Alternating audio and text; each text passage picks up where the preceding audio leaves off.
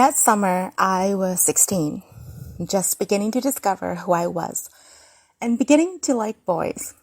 My parents had finalized their divorce, which had me living with my mother, and my father had moved away to another state with his new girlfriend. My mother was still recovering, and she had taken down all of their photos they took together. I remember I was always taking care of her, and I felt as if I had no childhood.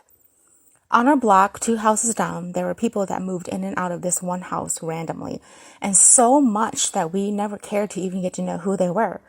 It never dawned on me to wonder why they moved out so much. I mainly cared that I was getting some time outside, away from my own mother. I saw the moving van one morning and noticed a boy about my age, helping moving boxes back and forth. He looked away and continued to move as I, at one point, looked up at him, and he saw me and looked at me. I walked back to my house and saw my room where I could spy on him. I think I watched him all afternoon. On an early Saturday morning, I was outside baking the dirt from my sneakers when I heard him call out to me. I watched as he came to me and stood before me. He was tall, lanky, and his hair was deeply saturated with oil, as if he'd never bathed a day in his life.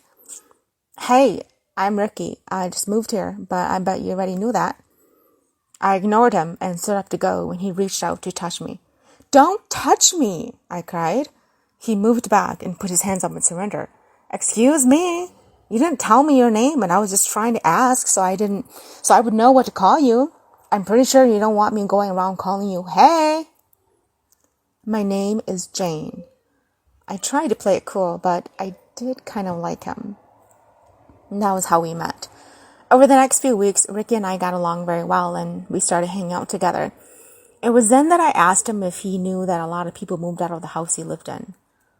"Well, yeah, because it's haunted," he said. "What? Really? I mean, how do you know that?" I asked, curious now. He gave a shrug. "My father's a shaman, and he can see what is inside. He's had to clean and burn dross papers every night since we moved in. Whatever is in there, it's really angry. She came to attack me the first night I slept in my room." I moved closer. 1, because I was curious, and 2, because I was beginning to get a little scared. What did it look like?" Ricky made a face. "Are you sure you want to know?" I nodded. She had no eyes and long black hair. She was cold, and she kept laughing as if it was funny. I cringed. "Gosh, didn't that scare you?" "Yeah, you learn a few tricks when your father's a shaman. I just told her to leave me alone, or my father would send it packing." Before we could continue our conversation, Ricky's father called him to go home. "Do you know what it's like when you're dying?" my mother asked me while we were having breakfast the following morning. She was sitting across from me, her eyes empty, and the clothes that used to be too tight was now hanging loosely around her thin shoulders. Shoving a forkful of eggs into my mouth, I chewed silently as she stared at her food, as if it could talk back to her. I didn't answer her. It's like a worm crawling inside your belly, and you can feel it wiggling from inside. The slime, the little movements it makes, the grotesque shape of it showing from inside you as you watch it slither around and round inside you. I choked, and she looked up with shiny doe-like eyes. "Mom, could you not? We're eating, and the last thing I want to imagine is a worm crawling inside me while I'm chewing my food." She picked up her fork.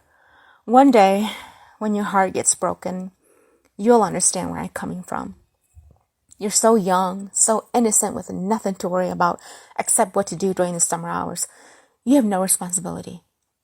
That angered me, and I stopped eating. No responsibility?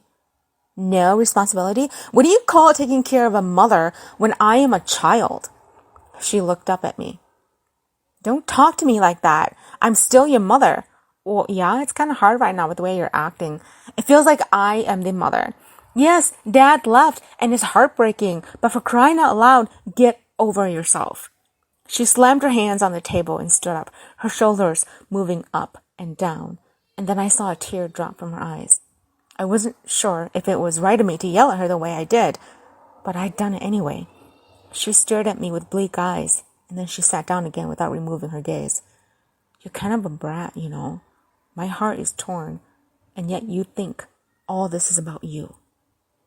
I should have drowned you. That last line did it. I ended up crying and walked out of the house.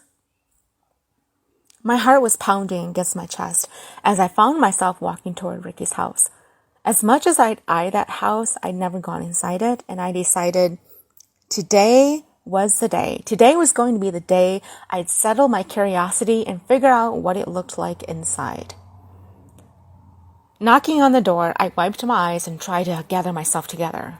A few moments later, an old woman with a red scarf around her head, with a face full of wrinkles, opened and stared at me.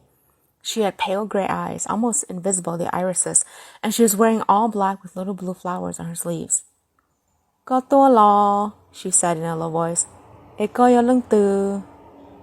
She smiled, trying to look at me, and I smiled, trying to look cute, even though my eyes are probably puffy. "Oh, nhớ trong lo tai, Ricky po nhớ lo nè. Kuya Ricky tu po yin jay na." She didn't answer me, and only opened the door for me to enter. Then she turned, and I saw her walk into the hallway where it looked like it led to bedrooms. The house was airy, all right. Cold and damp it was. The curtains were drawn back, letting in light in. As I watched the rays that came into the room, I could see little dust floating around. I could smell the rich fragrance of incense burnt, and I noticed an altar that stood about 4 feet tall, with glass cups of rice and overgrown ashes of incense. A drum with red strings hung across the wall, with a copper sword above it. The wall seemed to hum, and I felt my skin get cold as I rounded the corner and found myself in the kitchen. Where was everyone? And why was it so quiet in the house? I looked out the window and saw a garden unattended with overgrown weeds. The grass was newly cut, and the clothesline was filled with clothes blowing in the wind. The door rattled behind me, and I turned around, my heart jumping. "Hello?" I asked. And then the front door opened, and Ricky, along with his family, came in carrying bags of groceries. His father, a vibrant, tall man with broad shoulders, set the bags down and wiped his hands on his pants, as his mother, a sweet-looking lady with thinning black hair pulled into a bun, gave me a very polite smile. Hi," Ricky said as he blushed. What are you doing here?" I blushed too. I extended my hand to both Ricky's parents. Nhớ trong của yên chạy na, của nhớ lúc chạy sát tỏ na, I said as I pointed to my house. Từ giờ của tôi sai Ricky sao, nếu tụi phong khí ở trong của tôi thì lao到chạy na. Everyone's face paled, and I stared at them from one to the other, and then Ricky came forward and he said in a deep, cool voice, "Chỉ một bọn bên nhau nọ." I woke up with Ricky's mother staring at me. I tried to sit up, and she helped me as I looked around. I was still in his house, surrounded by his family. I saw a younger brother who was sitting across from us with the same oily hair and expression Ricky was sporting. I was embarrassed. Did I faint? Yeah, I asked. "Cơ chồng mơ là bên sai, cơ bò móc hả tử," his mother replied. I shook my head. Chị mò, I stood up. "Kuya tao mu cheo cha ku niên đến thiệt ku." "Tao cha bên sai," his father said. He came to me, and in his hands he held a red string. Quickly, he grabbed my hand and began to chant words I did not understand, and he tied it around my wrist. And then he blew 3 times on the end of the string and looked up at me. "Sunshine up." "What's up?" "Me Ricky, basa tamin sana mo ka, his mother said. As soon as we were outside of the house, I was completely silent as I began the short walk home. I couldn't look at him, and he didn't utter a word. And then I stopped walking, and our eyes met. What just happened? Ricky took a deep breath.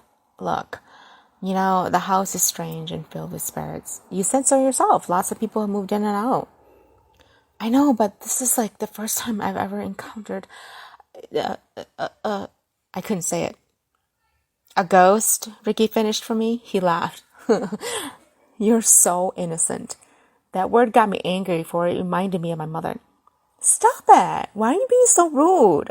His smile faded. "I'm sorry. What's wrong with you today? I sat down on the grass and covered my head with my hands. God, I'm so angry at my mother. I had a fight with her and I came to release anger with you. I thought we could, I don't know, go for a walk or something, and then all this ghost stuff happened. Ricky sat down beside me and removed my hands and held them. Aside from his greasy hair, I mean, he wasn't really half that bad looking. I'm sorry, I didn't mean to be rude. He sighed. Okay, I was being rude. I wiped my eyes with the heels of my hands. Oh, God, I'm so messed up. My mother she's so mean to me right now just because she can't handle life. Ricky watched me for a moment and then he laughed. It angered me and I slapped his shoulder. What is so funny? I'm being serious here. Exactly. You're too serious, Jane. I had to laugh to lighten the mood. Anyways, are you okay? Because if you are, I gotta go home. I stood up and felt my heart hammering against my ribs. Not really. I was really spooked out when she opened the door for me. I honestly thought she was your grandma. What did she look like? I shut my eyes and shook my head. I don't want to talk about it. I'm gonna go home. I'll see you later. Hey. I woke with a start when I heard the voice. The clock on my wall said it was 3 a.m, the witching hour. It was dark in the room and very cold. Did my mom forget to turn the AC off? As I pulled my blanket, I felt that it was tied down from the ends. I pulled, and it was like something kept pulling on the other end. As I grunted, whatever was holding onto it let go, and my hand ended up punching myself in the face.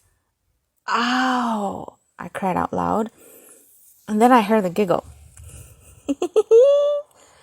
My heart stopped, and I froze in the dark. It was a ghastly giggle, high of tone and wickedly ghoulish. The sweat began to form on my hands, and I swallowed hard, fear pounding in me. Who's there? I asked. I listened hard and heard nothing. Maybe I need to lay off the horror films? As I laid back down on the pillow and I turned, the grandma who opened the door for me at Ricky's house was laying right there, right next to me, with her invisible eyes with a grin that had no teeth and black gums. I could smell the rotten flesh fuming before me, and I opened my mouth to scream when she jumped right up and landed on top of me and peered down at me.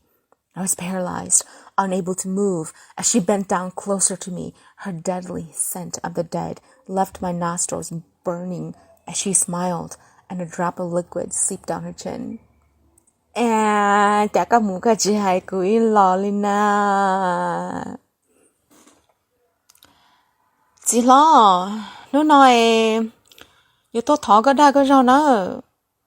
Cô chỉ mua chị là thia, cô tôi hay đào đi lên nó sẽ lo, có sao sao đi cả. My mother said as we sat inside Ricky's house. Ricky's father smiled. Chưa cha mama, mua đã chị lo, cái chị hay lo. My mother turned and looked at me and then looked back at Ricky's father. Nui cha cô tuần sai tôi sai nét tay, sợ cái lý pin chỉ tông lúa. Nửa hai tia mỗi thứ này tại bảo lò pin lòng đau nửa hai lô tia pin đau nửa nhau trẻ này cũng sẽ chỉ cả liền. Sa thọ có tôi ấy bán nước sai nó. Nui của tôi khí sang lò trong nửa là thia, tại vì mà của tôi ấy thằng nước sai là những tàu thế mà. Nhưng nhau lấy có từ mình xả hai thế à, nui nữa tôi nói cái bây giờ chỉ nhớ trẻ lợ. Dạ bé muốn ta là cho na nữa họ gạt tao là họ bé đối trẻ nó nữa hà khai béแต่mỗi thứ bỏ khi ở trong đó nữaแต่ชิมากูเนี่ยเราตื้อจอไปเช่นใดเลยเที่ยรู้ใจnóกูต้นย้อเลยnóซื้อกูต้นยินชายแหงmy mother said. Ricky's father laughed. สันชายชิมาได้ชิกูมาตัวแช่ๆยาติลิกะ Night. I am scared of the night because I see her. She's sitting in the corner with black sleeved blouse and blue flowers and a red scarf over her head. She's staring at me, and in her hands is a piece of human flesh. I think it is. I don't know. But she's eating, smacking her lips, blood dripping down her chin, and laughing as if it's the most incredible thing in the world to eat. I can hear her moaning when she swallows, and her eyes are what frightens me the most when she looks at me. It's like she sees right into my soul. And when she smiles, the black gums reveal itself and I'm frozen in place. No matter where I am in the house, she's there, giggling that high tone. I can't sleep. I can't eat. I can't do anything without her in the vicinity of my sight. My mother, at a loss of what to do, asks Ricky's father to come to a ritual. But I fear it's not what she wants.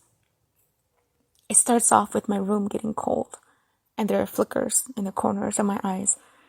I can hear crying far away. My hands go numb. And then I hear the cold air wrap around me and I can't move.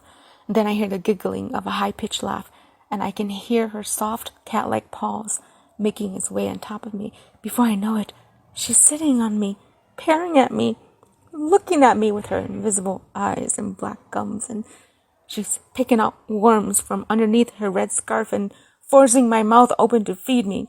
She calls me by a strange name I can't pronounce, and when I refuse to answer her, she burns my skin with her fingers. I wake to bruises and burn marks on my body. Ricky's father has been doing nightly rituals, and it's done nothing for me. He can't make it go away. She's not afraid of him because she says he's just a little soldier who has a small sword who likes to play around. Every single night it is like this. I wake up screaming, and my mother is in the room trying to calm me down. When she's in the room with me, I still see her. She's in the corner of the room dancing and laughing on tiptoes in the middle of the air, but her feet is not touching the ground. What did I get myself attached to? Black smoke. It stings my nose and I can't breathe. My chest feels tight and I'm choking. I'm screaming for my mother to help me, but all I see in front of me is her invisible eyes, her black gum, and her worm-like hair, and she's giggling.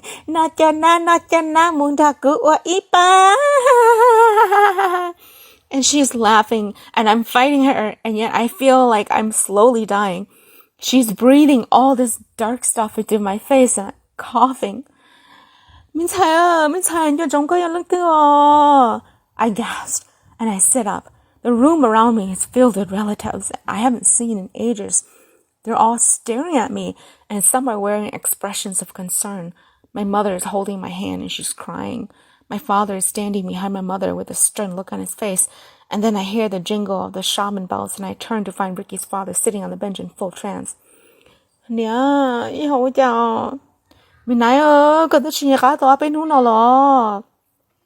reach up and touch my head, and I feel sweaty as if I hadn't showered in days, and I look over and I see Ricky walk into the room. He grabs a gong and sits beside his father, and his eyes turn to me and we lock gazes. And then he breaks the gaze and he looks away, and I'm feeling uneasy. My heart starts to pound. And then in the middle of the room, I see her. She's standing there playing peekaboo from behind the shoulders of my relatives, and I start to scream, and my mother holds me down.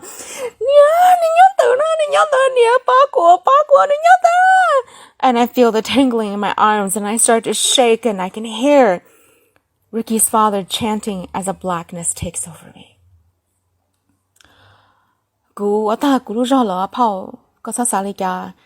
Cú nhiên cái hồ là chỉ đùa giàu, ta chỉ cú mua thứ mua giàu nâng thia, yêu có cho xe nó cú mà còn nữa to ở sai xe nữa họ bỏ yo, bắt tổ có tổ miên sai,แต่rồi nữa lui nhiên cũng như họ yo đùa nữa rồi.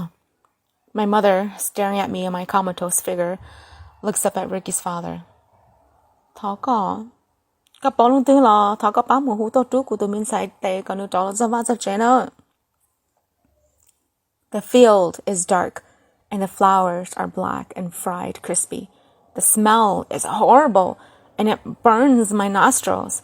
I'm barefoot, and I'm standing dressed all in red, with a red veil over my long, dark hair. The wind is even full of death as I walk to the edge of the field. I can see that further away from me is a meadow with flowers as bright as the sun. I smile, feeling happy, and I walk forward only to find my foot has been chained. I look down and see a long, black, dark chain wrapped around my left ankle. Gajidi. I turn around and I see the old woman sitting on a broken log with her bare eyes and black gums at me. She's pulling worms from her hair and twisting her bodies around until it snaps, and then she chews them. And she looks up at me. I ask her.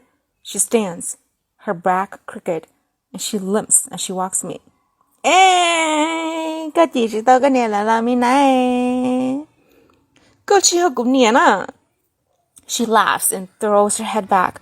When she's contained herself, she mumbles something, and I see the ground shake. And then I hear the jingle of the shaman bells, and I turn toward the meadows of sunshine. I want to go, but I can't. Minaya, I hear my mother's voice. Locheo. I start to cry, and I'm shaking. I turn around to face the old woman.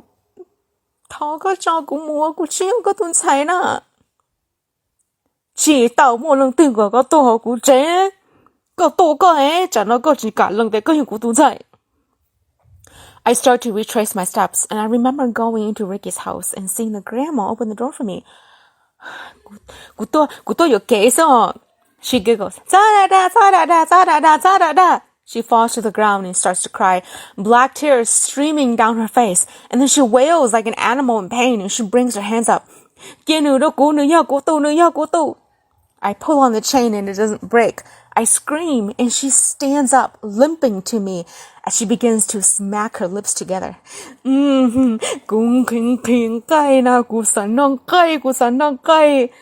I begin to cry and I fall to the ground. The bells come louder and louder. The ground starts to shake, and then the old woman stops walking and looks up to the sky. It blackens and a whirl of a cloud begins to form. Go India! She cries. She grabs the chain from around my ankle and yanks it, pulling me toward her. Her long tongue licks my cheek and her foul stench makes my nose burn. She throws me to the log where she was sitting and then takes a black snake from out of her hair and casts it around me until it burns into the ground. I reach out to touch it and the black line cuts into my skin, making me bleed. She looks up at the sky again. The wind picks up and the sky opens and a jolt of lightning breaks through. I see a woman standing before me in white, with 4 bells around her fingers, 2 twin swords on her back, and a red bell over her head. Cô tôi trong hai sớ ở bên sông, có những bao cả chờ, có những bao có kết sầu. Luôn tiêu như cho những công nhân hồ lọ cho cô là chờ nâng giá chân. Có ở đã chỉ lý nó chỉ có cho nó chỉ có cần cha, the woman says. The old woman laughs loudly and a trickle of blood runs down her cheek. Có hai luôn tao thao lại. Có xa tiệt có ý lần thiệt chơi kỳ sơ. Ý play có nhập bỏ khó chênh. The woman in white removes her twin swords. Ôi lý là tao. Gần đấy có bé già có lũ có ở già. Là ư thiệt sao? I watch in horror as the old woman screams and launches herself at the young woman in white. But the dance is done smoothly and the woman in white is drifting on air, her feet jumping from branch to branch as if nothing is being harmed on her. The bells on her fingers are ringing loudly and the woman is screaming. And then she lands on the ground and with one fist slamming the earth, it splits open. And out arises a woman with white wings dressed in a warrior clash with a sword 2 feet long. Her eyes are completely white and her skin is painted with lines of red warrior marks. The old woman cackles and runs toward her, and the warrior woman grasps her by the throat and lifts her up as if she weighs nothing.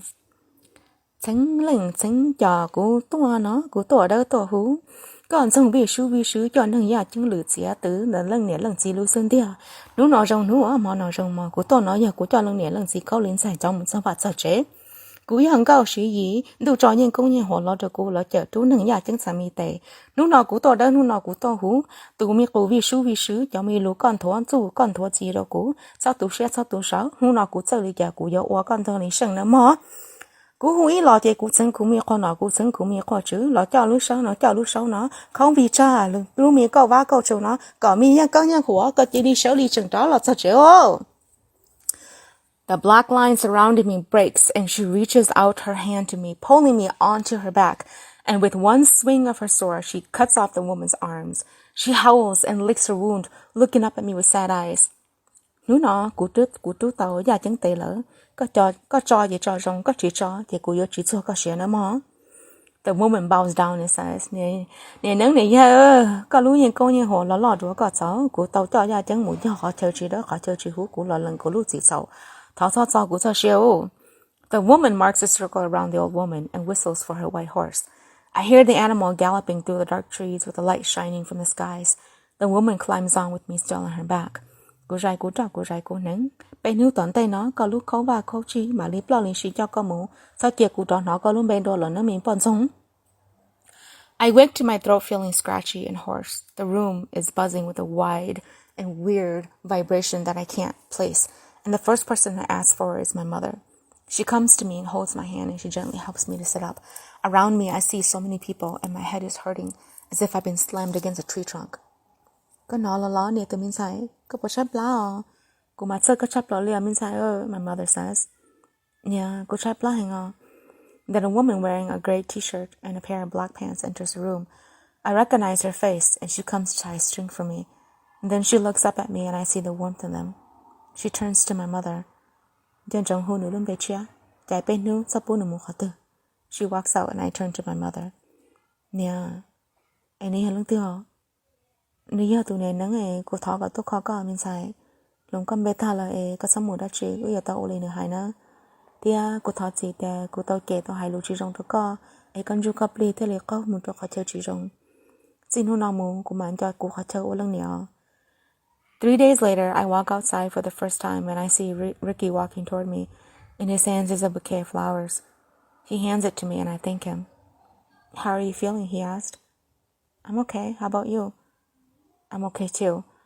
You know, after he got better, my dad had the same shaman lady come to our house. Turns out an old grandma died in her home who was waiting for her daughter to return. I'm not sure how I feel about all this because it still creeps me out at times, but my dad says that ritual should take care of everything. I shake my head. Let's not talk about it anymore. You want to come in? We can watch some TV. Sure. It's been 4 years since this incident. Ricky and I have started dating, but there are nights where I will never forget the way how the old lady looked at me and said, Thank you for enjoying that story. Nếu lòng ta này kể mình giúp mình pli chỉ sao chân chỉ san trái đó là nhóm bố chế đó là nhóm và nhóm trẻ nữa mà nó vậy ra đã nâng là ok là trẻ đâu bé trẻ đâu xứ nếu lòng ta là làm lòng được khỏi chờ đỡ khỏi chờ hú nè